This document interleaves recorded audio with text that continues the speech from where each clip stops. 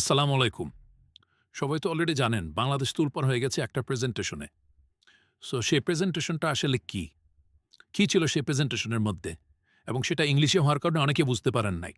এবং যে প্রেজেন্টেশনের উপর মানে প্রশংসায় ভাসছে হচ্ছে আশিক চৌধুরী।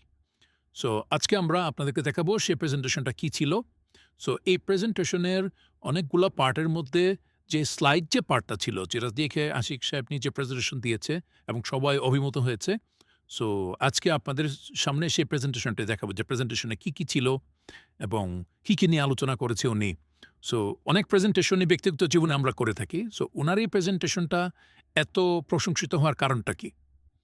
সো অবশ্যই কারণটা হচ্ছে আপনার উনার উপস্থাপনা, বডি ল্যাঙ্গুয়েজ, দেন হচ্ছে গ্রাফিক্স, দেন হচ্ছে সিচুয়েশন সবকিছু এনভায়রনমেন্ট মিলে হচ্ছে উনারটা অ্যাপ্রোপ্রিয়েট ছিল বর্তমানে।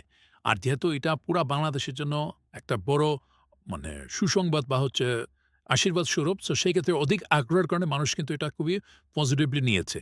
সো আজকে এই ভিডিওতে আপনাদেরকে এই প্রেজেন্টেশনটাই দেখাবো। সো সবাই ইনশাল্লাহ দেখতে পারবেন। ঠিক আছে, ধন্যবাদ সবাইকে।